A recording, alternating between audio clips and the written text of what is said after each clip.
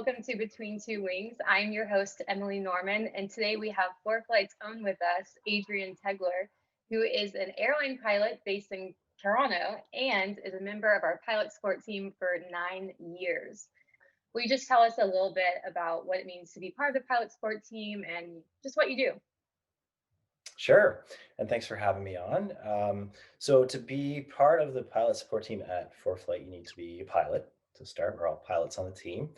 Um, and so I started way back when I was doing just finished my private pilot license and was starting into my commercial license. It was and using ForeFlight and yeah, so I got on with the team. And a lot of us are remote. I'm in Canada, so I've always been remote. So I do a lot of emails and I answer questions that pilots have. And one unique and kind of interesting thing about the job is even after 9 years, I still get questions all the time that I've never heard before, or that are new, or that I have to say, wow, that is like an interesting. How did you get to that, or you know, um, figure it out. So it's always been interesting and different. And so it's kind of a unique job, and it encompasses pilots from general aviation to commercial to corporate to um, survey to any kind of pilot that you could imagine. Yeah, definitely. So, you ever emailed in to team@foreflight.com, Adrian may have been the person to respond to you. So, we like to start off each interview with kind of explaining where we're at right now. So, I actually picked a photo from Galveston Airport, which I spent a lot of my training there. Now, I love to go there with new people who've never flown before because if the winds are from the south, you just take off, do a left turnout, and fly right down the seawall. And it makes for some great views. But where are you at right now? Yeah, it looks beautiful, actually. Um, Yeah. I am in Indonesia at the moment in the mountains in an airport near a place called Ruteng. And it's in a southern part of Indonesia, not too far away from Bali, to give you a little reference point that people might know. And it's a beautiful mountain strip that I used to fly into regularly there with a nice volcano kind of backdrop. How did you get involved in flying in Indonesia? You said you got your ratings in Canada and then you were working for ForeFlight. How did this come about? Yeah, that's a great question. I've always been interested in adventure. Um, so, like as you know, I did my pilot training all in Canada here, and I became a flight instructor after that. And so I was flight instructing.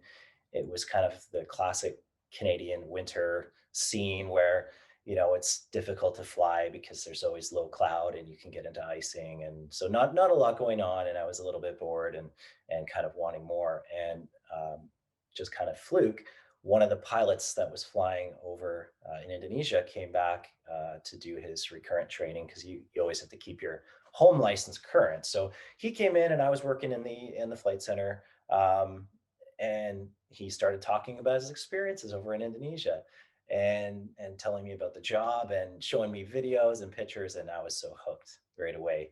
And he said it was great, safe, fun, good people.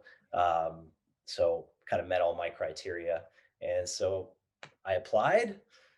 He wasn't able to just get me in the door or anything. That would have been nice if it had worked like that. But I had to go through a pretty intense interview process with a sim ride and a panel interview and a bunch of tests and stuff. So it was pretty rigorous, but I got in, which was awesome. And then it was kind of went from there.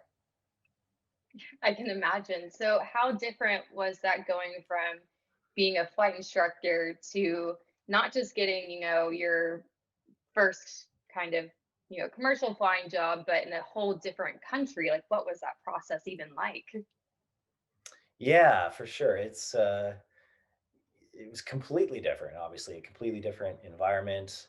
Um, I think it helped that I had spent years living overseas in the past. I grew up traveling a lot and living in other countries.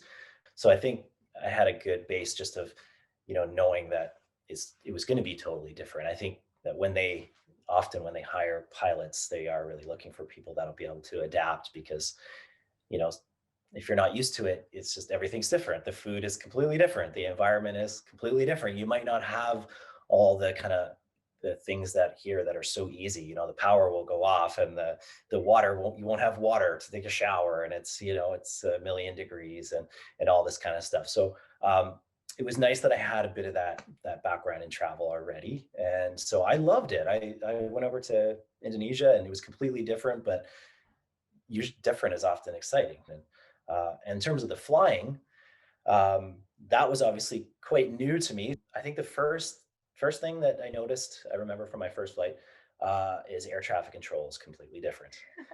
From flying in Toronto, doing my flight training in Toronto, and getting used to talking to ATC in a busy control zone like the Toronto area, um, and then going over to rural Indonesia, where often ATC is there's no training. So that was the biggest thing. And it's again, it's not on ATC trying to do anything wrong. It's just they don't know exactly where you are. They don't have the radar control. They don't have a lot of training.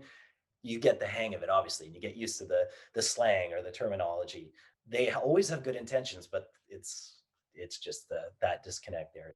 So Adrian, you talked a lot about, the process getting over to Indonesia, some things you've overcome, but what was, some of the memorable moments, like a place you flew into that just blew your mind away, or, just some amazing sights that you saw while flying in Indonesia?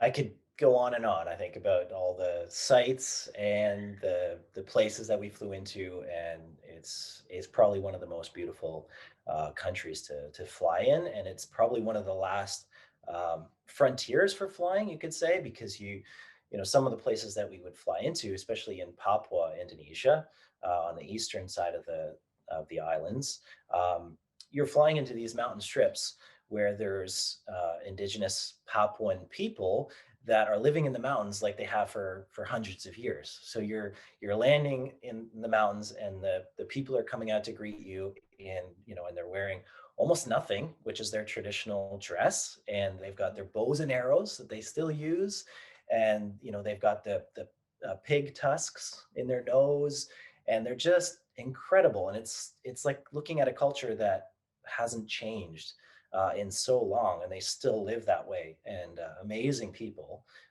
And they look at you just like this alien to them in this flying bird, which it's incredible. So there's such a uh, there's so much difference between two people, but then you figure out that there's things that are the same.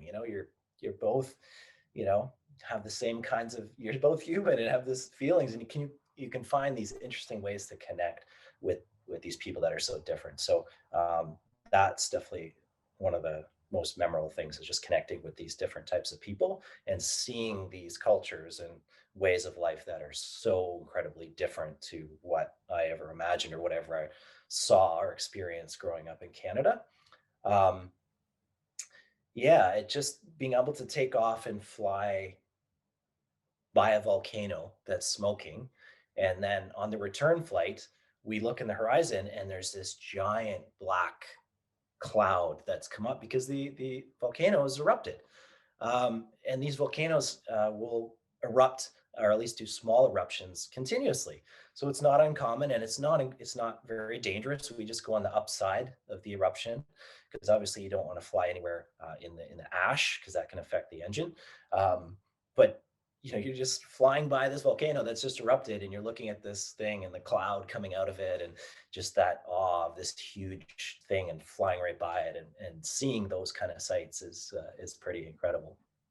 Adrian, you've honestly inspired me so much, about flying in Indonesia, and I just want to head over there right now, to be honest. And I'm sure we could talk for hours about this, but unfortunately, we will have to wrap up this episode eventually. So, our last question that we do want to ask you is, if someone is wanting to go fly in Asia or just any foreign country, what is some advice that you could give them to get started, or maybe just motivate them to make the big move? Yeah. So first thing I would say is make sure you're prepared for things not to be exactly as you expect. Flying is flying. I think that people, if you fly here, you can probably fly in a lot of places, and that'll be fine. Where I saw people that had some issues when I was living in Indonesia is they were just too overwhelmed by the differences of living in a different country, and they would say, "Oh, but the food's not like at home," or "Oh, but this, I can't do this like I can at home," or I don't have the internet access like I do at home. Um, but that's the wrong mentality. I would say, you have to say, well, you're not at home for one, and embrace the difference of another country, which is not always easy. And there's certain things that we take for granted here.